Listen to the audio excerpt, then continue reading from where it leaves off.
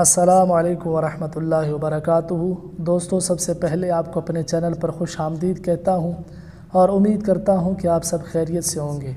دوستو، آج کی اس ویڈیو میں ہم بات کریں گے حضرت ذوالقرنین علیہ السلام کے حوالے سے کہ اللہ تعالیٰ نے قرآن میں ان کا ذکر کس طرح فرمایا ہے اور آپ کو ذوالقرنین کیوں کہتے ہیں، اور آپ نے کون سے مشہور سفر فرمائے اور وہ سفر کرنے کی وجہ کیا تھی، اور کون سے سفر میں آپ کی ملاقات ان لوگوں سے ہوئی جنہوں نے آپ سے یاجوج و ماجوج کی شکایت کی، اور پھر آپ نے ایک مضبوط دیوار بنا کر یاجوج و ماجوج کو اس میں قید کر دیا۔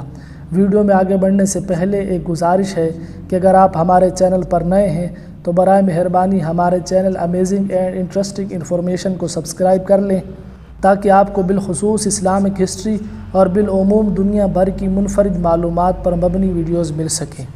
دوستو، حضرت ذوالقرنین کا نام سکندر ہے۔ یہ حضرت خضر علیہ السلام کے خالہ زاد بھائی ہیں۔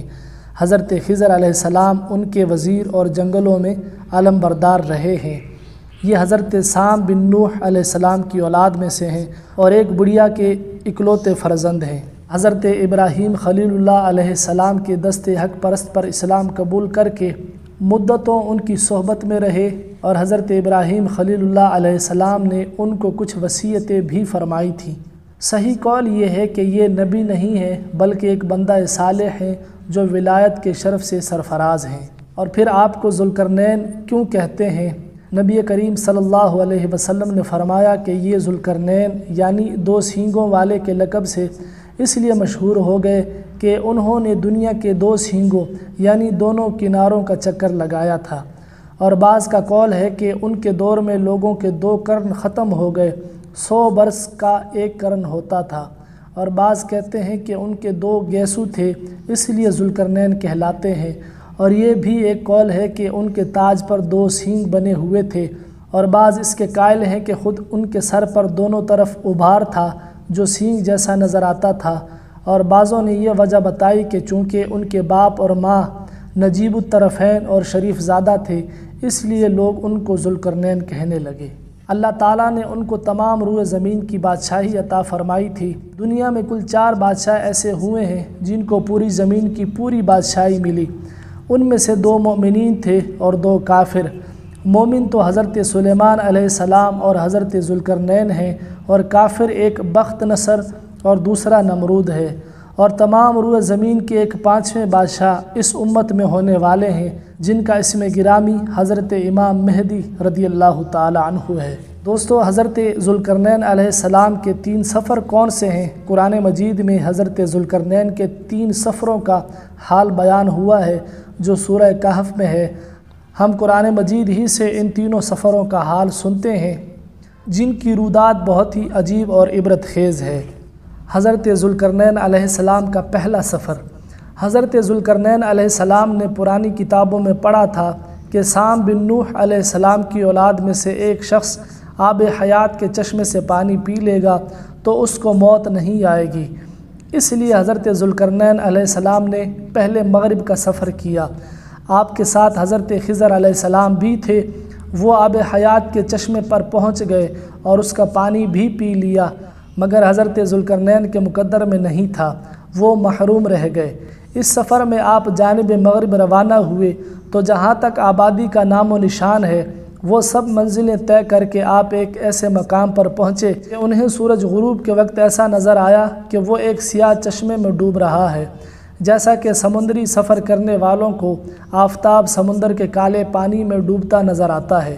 وہاں ان کو ایک ایسی قوم ملی جو جانوروں کی کھال پہنے ہوئے تھی، اس کے سوا کوئی دوسرا لباس ان کے بدن پر نہیں تھا، اور دریائی مردہ جانوروں کے سوا ان کی غذا کا کوئی دوسرا سامان نہیں تھا۔ یہ قوم ناسک کہلاتی تھی۔ حضرت ذوالقرنین علیہ السلام نے دیکھا کہ ان کے لشکر بے شمار ہیں اور یہ لوگ بہت ہی طاقتور اور جنگجو ہیں، تو حضرت ذوالقرنین نے ان لوگوں کے گرد اپنی فوجوں کا گھیرا ڈال کر ان لوگوں کو بے بس کر دیا۔ چنانچہ کچھ تو مشرف با ایمان ہو گئے، کچھ آپ کی فوجوں کے ہاتھوں مقتول ہو گئے۔ حضرت ذوالقرنین علیہ السلام کا دوسرا سفر۔ پھر آپ نے مشرق کا سفر فرمایا، یہاں تک کہ جب سورج طلوع ہونے کی جگہ پہنچے تو یہ دیکھا کہ وہاں ایک ایسی قوم ہے جن کے پاس کوئی عمارت اور مکانات نہیں ہیں، ان لوگوں کا یہ حال تھا کہ سورج طلوع ہونے کے وقت یہ لوگ زمین کی غاروں میں چھپ جاتے تھے اور سورج ڈھل جانے کے بعد غاروں سے نکل کر اپنی روزی کی تلاش میں لگ جاتے تھے۔ یہ لوگ قوم منسک کہلاتے تھے۔ حضرت ذوالقرنین نے ان لوگوں کے مقابلے میں بھی لشکر آرائی کی، اور جو لوگ ایمان لائے ان کے ساتھ بہترین سلوک کیا، اور جو اپنے کفر پر اڑے رہے ان کو تہہ تیغ کر دیا۔ حضرت ذوالقرنین علیہ السلام کا تیسرا سفر۔ پھر آپ نے شمال کی جانب سفر فرمایا، یہاں تک کہ صدین یعنی 2 پہاڑوں کے درمیان میں پہنچے تو وہاں کی آبادی کی عجیب و غریب زبان تھی۔ ان لوگوں کے ساتھ اشاروں سے بمشکل بات چیت کی جا سکتی تھی۔ ان لوگوں نے حضرت ذوالقرنین سے یاجوج و ماجوج کے مظالم کی شکایت کی اور آپ سے مدد طلب کی۔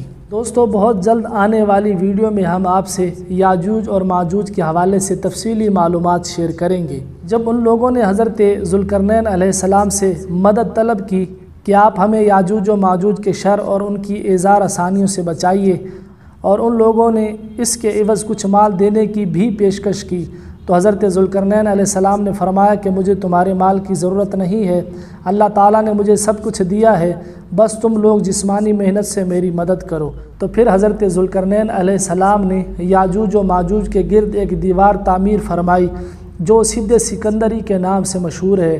جیسا کہ ویڈیو کی ابتدا میں نے عرض کیا کہ حضرت ذوالقرنین کا نام سکندر ہے، اسی لیے یہ دیوار آپ کے نام سے سد سکندری مشہور ہے۔ دوستو، امید کرتا ہوں کہ آپ کو یہ ویڈیو پسند آئی ہوگی۔ ملتے ہیں بہت جلد ایک نئی تاریخی اور تحقیقی ویڈیو کے ساتھ۔